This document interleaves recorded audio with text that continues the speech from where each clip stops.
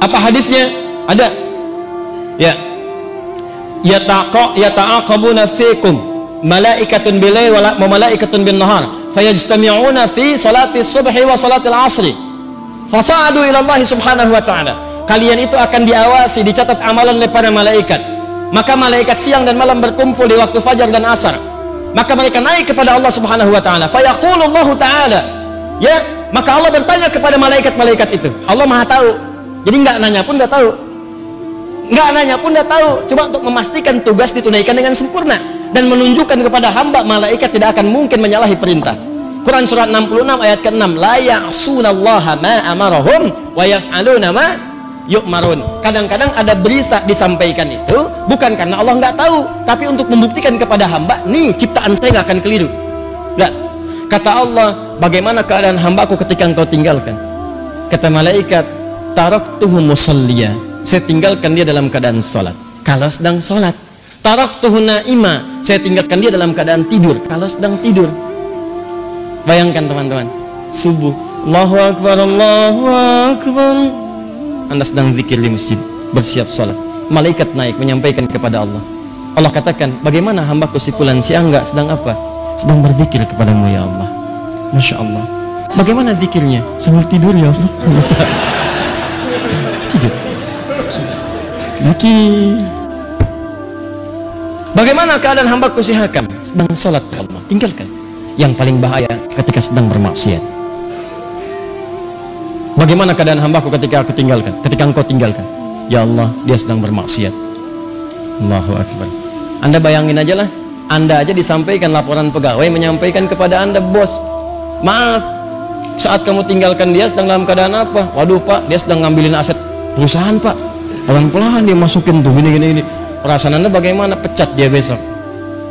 Untungnya Allah itu rahmatnya lebih tinggi daripada murkanya. Kalau mau tobat, saya ampuni dia, dorong dia untuk tobat. Nah, itu subuh dengan asar. Kemudian yang kedua, setiap pekan. Setiap pekan itu berlangsung 2 kali, Senin dengan Kamis. Hadisnya sahih. Hadisnya sahih di hadis Muslim. Nabi SAW pernah ditanya kenapa beliau menunaikan puasa Senin dan Kamis, khususnya di hari Kamisnya. Hari Senin beliau jawab, hadza yauma waulitu. Hari Kamis, hadza yauma yurfa'u fihi al-amal wa uhibbu an turfa'a amal a'mali wa ana sha'im. Dan saya senang ketika amalan saya diangkat, saya sedang puasa. Nah, pertanyaannya adalah, lihat baik-baik. Kan tadi ditinggalkan sholat, kan? Ditinggalkan sedang sholat. Kenapa Nabi memilih untuk puasa? Kenapa memilih untuk puasa? Karena saat orang sedang puasa itu ada 2 keunggulannya. Lagi-lagi. Yang pertama, ulangi.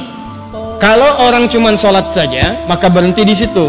Amalan sempurna bagus. Tapi kalau orang dilaporkan dalam keadaan puasa, maka dia punya 2 keunggulan. Yang pertama, Al-Bukhari Kitabus Siyam, nomor hadis yang pertama, posisi paling kiri sebelah atas. Riwayat sahabat Abu Hurairah. As-siyamu li wa ana ajzi bihi. Kata Allah, puasa itu khusus untukku. Jadi puasa itu amalan khusus yang langsung Allah kasih pahalanya. Sholat itu amalan memang wajib, tapi amalan umum, semua orang juga sholat. Jadi ketika Anda sholat yang catat pahala malaikat, tapi ketika Anda puasa yang berikan pahala Allah langsung. Ya. Maka ketika orang puasa, sebetulnya ketika diangkat amalannya, dilaporkan kepada Allah sedang puasa, maka lebih tinggi nilainya dibandingkan orang yang standar, karena pada saat itu Allah sendiri memberikan pahalanya. 1. 2. Nah, yang kedua, orang puasa itu umumnya memiliki 2 kemuliaan lagi tuh. Anda bayangkan. Apa 2 kemuliaan ini? Yang pertama, orang yang puasa itu umumnya akan gemar meningkatkan amal solehnya. Saya kan sering katakan kepada Anda, kalau orang nggak puasa, ketinggalan fardu aja perasaan biasa. Orang puasa itu ketinggalan sholat sunnah, gelisah hatinya. Coba lihat saat Ramadan, tarawih itu kan sholat sunnah. Tapi kalau ibu-ibu ketinggalan saf pertama, nggak sempat nyimpan sejadah di depan, kan nggak enak perasaan. Siapa coba di antara ibu yang pernah menyimpan sejadah saat malam tarawih pertama? Padahal sholat sunnah. Kan Anda rebutan itu. Apalagi ketinggalan tarawih, nggak enak perasaan. Silakan cek, apalagi besok ini ditanya, Jeng, tadi malam kemana? Ada kok. Tuh, sebelah mana? Aku sih posisinya seperti hadis Nabi, sebaik-baiknya saf perempuan paling belakang. Ada aja pokoknya tuh jawaban tuh. Nabi di bawah-bawah itu. Tapi nggak enak, kalau ketinggalan malah nggak enak. Orang kalau nggak puasa belum tentu punya kecenderungan baca Al-Quran, tapi kalau puasa pengennya tilawah, berbuat baik. Itu keunggulan yang pertama. Yang kedua, saya sering katakan orang puasa itu orang paling hebat yang bisa nahan maksiat. Orang puasa, silahkan cek, mabuk, bohong, berkata kasar, gibah, berhenti saat puasa. Silahkan cek, berhenti. Demi Allah saya katakan, coba lihat, Anda mau nonton tayangan-tayangan yang buruk, yang gosip macam-macam, Anda palingkan tuh. Jam 5 ada tayangan gosip, Anda palingkan. Cek, apa dimatiin? Biasanya ditonton. Enggak. Kenapa? Ntar habis maghrib. Habis maghrib habis tayangannya. Ya. Dia tinggalin dulu aja.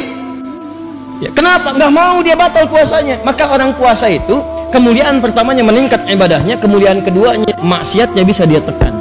Maka berkumpullah sifat-sifat mulia ini. Di kalau tiap subuh dengan asar orang ini dalam keadaan sholat dia mulia, Senin dengan Kamis dia puasa dia mulia, apalagi bulan Sya'ban ada setahun sebulan itu dilaporkan amalan setiap hari. Kalau yang tadi itu kan maaf, kalau yang tadi tiap hari subuh asar, yang kedua pekanan Senin Kamis, sebulan Sya'ban ini amalan setahun disampaikan kepada Allah, dari Sya'ban kemarin ke Sya'ban berikutnya. Maka kata Nabi, saya pengen begitu amal saya dilaporkan dalam keadaan yang sempurna. Bagaimana ciri sempurnanya? Saya sedang puasa, karena saat puasa itu amalan saya meningkat. Yang kedua, saya bisa menahan maksiat. Tapi yang paling penting adalah persiapan Sya'ban itu adalah sebagai warming up, adaptasi menghadapi bulan Ramadan. Paham sampai sini?